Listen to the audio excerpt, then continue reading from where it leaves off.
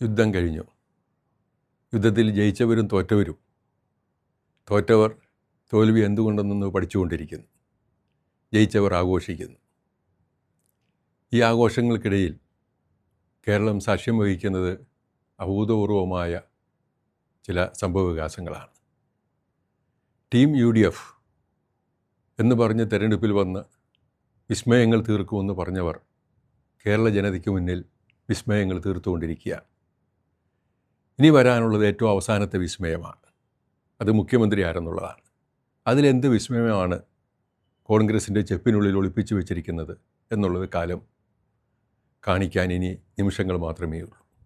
തെരുവിൽ ആളുകൾ ഇറക്കുന്നു, തെരുവോരങ്ങളിൽ ഫ്ലെക്സുകൾ ഉയരുന്നു, മുഖ്യമന്ത്രിമാർ അമരന്മാരായി നിൽക്കുന്നു.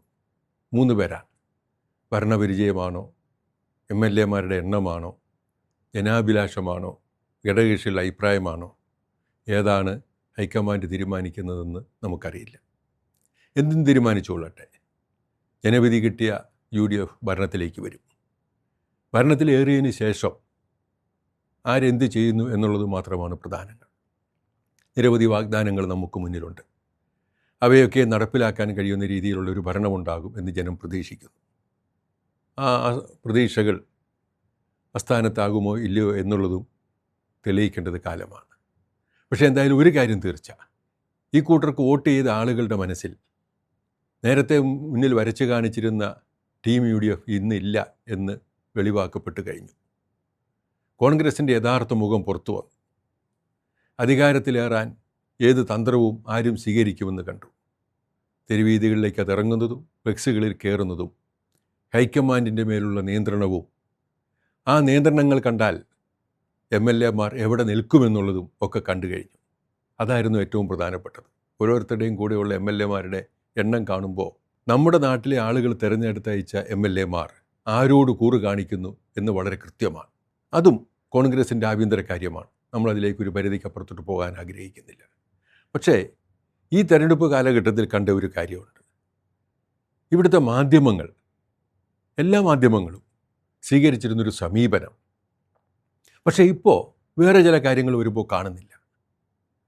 ഒരു ചെറിയ മാധ്യമത്തിൽ മാത്രം കണ്ടു പ്രതിപക്ഷ നേതാവ്, ഇപ്പോൾ ഈ തെരഞ്ഞെടുപ്പ് രംഗം വരെ പ്രതിപക്ഷത്തിരുന്ന പ്രതിപക്ഷ നേതാവ് ഒരു NDA നേതാവുമായി കാണാൻ രഹസ്യ യാത്ര നടത്തുന്നു.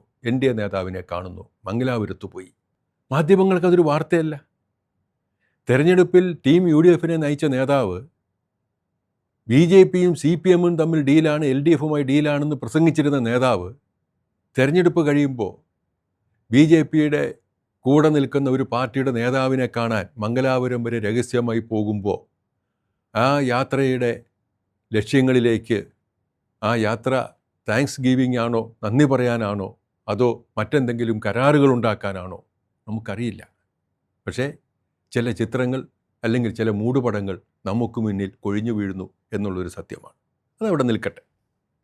LDF തെരഞ്ഞെടുപ്പ് പരാജയം വന്നു. ഇനി ഈ തെരഞ്ഞെടുപ്പ് പരാജയം അത് ഗവൺമെൻറ്റിനെതിരെയുള്ള വിധിയെഴുത്താണോ, അതോ നേതൃത്വത്തിനെതിരെയുള്ള വിധിയെഴുത്താണോ, അതോ അതൊന്നുമല്ലാത്ത കാരണങ്ങളാണോ? LDF-ൻ്റെ കക്ഷികൾ, പ്രധാനപ്പെട്ട കക്ഷികൾ പഠിച്ചുകൊണ്ടിരിക്കുകയാണ്. ഓരോ തെരഞ്ഞെടുപ്പും കൃത്യമായ ജനവിധി ആണ് എന്ന് ആണ് കാലം തെളിയിച്ചിട്ടുള്ളത്. അങ്ങനെ കൃത്യമായ ജനവിധിയാണെങ്കിൽ ആ ജനവിധി നൽകുന്ന സന്ദേശങ്ങൾ എന്താണ് എന്ന് ഉൾക്കൊള്ളുന്നത് ഭാവിയിലേക്ക് കുതിക്കാൻ ആഗ്രഹിക്കുന്ന, മുന്നോട്ട് പോകുന്ന കാലത്തിനൊപ്പം സഞ്ചരിക്കുന്ന ഒരു ജനതയുടെ പ്രതീക്ഷകൾ നെഞ്ചിലേറ്റേണ്ട ഇടതുപക്ഷ പുരോഗമന ശക്തികളുടെ ബാധ്യതയാണ്, ഉത്തരവാദിത്തമാണ്, കടമയാണ്. ആ കടമ ഇടതുപക്ഷ പുരോഗമന ശക്തികൾ ഉറപ്പായും നിർവഹിക്കും എന്ന് നമുക്ക് വിശ്വസിക്കാം. ഈ തെരഞ്ഞെടുപ്പിനൊപ്പം നമ്മുടെ കേരളത്തിനൊപ്പം മറ്റു പല സംസ്ഥാനങ്ങളിലും തെരഞ്ഞെടുപ്പ് നടന്നു. ആ തെരഞ്ഞെടുപ്പുകളെ പറ്റിയിട്ടൊക്കെ ഒത്തിരി ആക്ഷേപങ്ങളുണ്ട്. ഇവിടുത്തെ തെരഞ്ഞെടുപ്പിൽ എന്ത് നടന്നു നടന്നില്ല എന്ന് എനിക്കറിയില്ല. പക്ഷേ എന്താണെങ്കിലും പശ്ചിമ ബംഗാളിലെ തെരഞ്ഞെടുപ്പിൽ പ്രത്യേകിച്ചും ആ തെരഞ്ഞെടുപ്പിൽ പല രീതിയിലുള്ള ഇടപെടലുകളും ഉണ്ടാകുമെന്ന് വനിതാ റിസർവേഷൻ ബില്ല് വന്നപ്പോൾ തന്നെ നമ്മൾ സൂചിപ്പിച്ചിട്ടുള്ളതാണ്. ആ സമയത്തെ ആ ഒരു ബില്ല് അവതരണം ചില ന്യായങ്ങൾക്ക് വേണ്ടിയാകും എന്നന്ന് അന്ന് തന്നെ നമ്മൾ സൂചിപ്പിച്ചതാണ്. എന്തുമാവട്ടെ, തെരഞ്ഞെടുപ്പ് ഫലം ജനവികാരത്തിന് അനുകൂലമാണോ അല്ലയോ എന്നുള്ളതിനെപ്പറ്റി നിരവധി ചർച്ചകളുണ്ട്.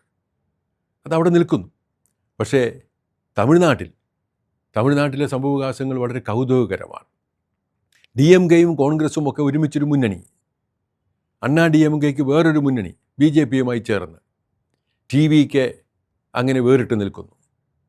TVKയ്ക്ക് ഭൂരിപക്ഷത്തിന് കുറവ്, ഒരു സെക്കൻഡ് പോലും ഇല്ലാതെ അതുവരെ നിന്നിരുന്ന മുന്നണിയുടെ നേതൃത്വവുമായി ആലോചിക്കാതെ ഒരു സെക്കൻഡ് പോലും കാക്കാതെ കോൺഗ്രസ് ചാടി വീഴുന്നു TVKയുടെ പക്ഷത്തിലേക്ക്. രാഷ്ട്രീയമായത് തെറ്റോ ശരിയോ എന്നുള്ളതിലേക്കല്ല, പക്ഷെ അധികാരത്തിൻ്റെ ഒരു ചെറിയ ലാഞ്ചന കണ്ടാൽ കോൺഗ്രസ് എന്ത് ചെയ്യും എന്നൊരിക്കൽ കൂടി വ്യക്തമാക്കുന്നു. DMK തെരുവിൽ കോൺഗ്രസിനെ നേരിടാൻ തുടങ്ങുന്നു. പക്ഷേ ഇത് തെരുവിൽ നേരിടുന്നൊരു വിഷയമല്ല. അതിനും അപ്പുറത്ത് അതിൻ്റെ പ്രത്യാഘാതങ്ങൾ എത്ര വലുതാണെന്ന് ഏത് കാലത്ത് കോൺഗ്രസ് മനസ്സിലാക്കുമെന്ന് എനിക്കറിയില്ല. UPയിൽ അഖിലേഷ് യാദവ് പറയുന്നു ഇത് തെറ്റാണ്. DMK പറയുന്നു ഇത് വിശ്വാസവഞ്ചനയാണ്. പതിറ്റാണ്ടുകൾ ദീർഘിച്ച ഒരു ബന്ധത്തിൽ നിന്ന് പിരിഞ്ഞു പോകുമ്പോൾ ഞങ്ങൾ പോകുന്നുവെന്ന് പറയാനുള്ളൊരു മാന്യത കാണിക്കാൻ കോൺഗ്രസ് തയ്യാറായില്ല. അങ്ങനെ വന്നാൽ ഇനി ഇന്ത്യ മുന്നണിയുടെ ഭാവി എന്താണ്? അഖിലേഷ് യാദവിൻ്റെ സമാജ്വാദി പാർട്ടിയും സ്റ്റാലിൻ നയിക്കുന്ന DMKയും ഇല്ലെങ്കിൽ ഇപ്പോൾ തന്നെ പാർലമെൻറ്റിൽ പ്രതിപക്ഷ നേതാവിനോടൊപ്പം അവിടെ നിൽക്കാൻ എത്ര പേരുണ്ടാവും? അപ്പോൾ തങ്ങളിരിക്കുന്ന മരം തന്നെ, ആ കമ്പ് തന്നെ മുറിക്കുകയാണ് കോൺഗ്രസ്. ഇവരുടെയൊക്കെ ലക്ഷ്യമെന്ന് പറയുന്നത് BJPയെ പരാജയപ്പെടുത്തി ഇവിടെ ഒരു മതേതര രാഷ്ട്രീയം കൊണ്ടുവരണമെന്നോ മതേതര രാജ്യം നിലനിർത്തണമെന്നുള്ളതല്ല. അധികാരത്തിൻ്റെ ഒരു ചെറിയ കസേര, അപ്പക്കഷ്ണം, ഒരു ചെറുതാണെങ്കിൽ പോലും എവിടെ കിട്ടും എന്നുള്ളതിൻ്റെ ചിന്ത മാത്രമേ അവിടെ അവശേഷിക്കുന്നുള്ളൂ. അത്തരമൊരു രാഷ്ട്രീയത്തിലേക്ക് നമ്മുടെ നാട് നീങ്ങിക്കൊണ്ടിരിക്കുകയാണ്. അതിനിടയിലാണ് ഈ പുതിയ സംഭവവികാസങ്ങൾ കേരളത്തിൽ നടന്നുകൊണ്ടിരിക്കുന്നത്. കോൺഗ്രസ് അതിന് BJPയെ നേരിടാൻ കഴിയുമോ? കഴിയില്ല എന്ന് വളരെ വ്യക്തമാണ്. അഖിലേന്ത്യാ തലത്തിലെ സംഭവങ്ങളും കേരളത്തിലെ സംഭവങ്ങളും ഒരുമിച്ച് കാണിക്കുന്നത് തന്നെയാണ്. ഇവിടെ 3 സീറ്റ്, ആ 3 സീറ്റ് BJP ജയിക്കുമ്പോൾ അവിടെ കോൺഗ്രസിൻ്റെ വോട്ടുകൾ എത്ര? വളരെ കൃത്യമായി കണ്ടു. വളരെ പരിതാപകരമായ നിലയിലേക്ക് കോൺഗ്രസ് 3ാം സ്ഥാനത്തിലേക്ക് പോകുന്നു. അപ്പോൾ വിജയസാധ്യതയുള്ളൊരു BJP സ്ഥാനാർത്ഥിയെ കണ്ടാൽ വാലും ചുരുട്ടി തിരിച്ചോടുന്ന രീതിയിലേക്ക് കോൺഗ്രസ് അധപ്പതിച്ചിരിക്കുന്നു.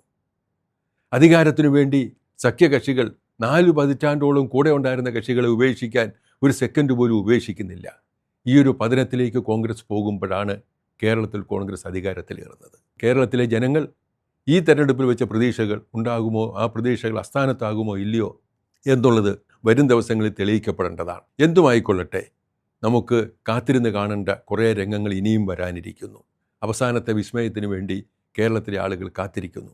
എന്തായാലും ഒരു കാര്യം തീർച്ചയാണ്, കേരളത്തിലെ ജനങ്ങൾ അർപ്പിച്ച പ്രതീക്ഷ തുടങ്ങുന്നതിന് മുമ്പേ അവസാനിപ്പിക്കാൻ കോൺഗ്രസ് നേതൃത്വത്തിന് കഴിഞ്ഞിരിക്കുന്നു. അതിൽ അവർക്ക് അഭിമാനിക്കാം.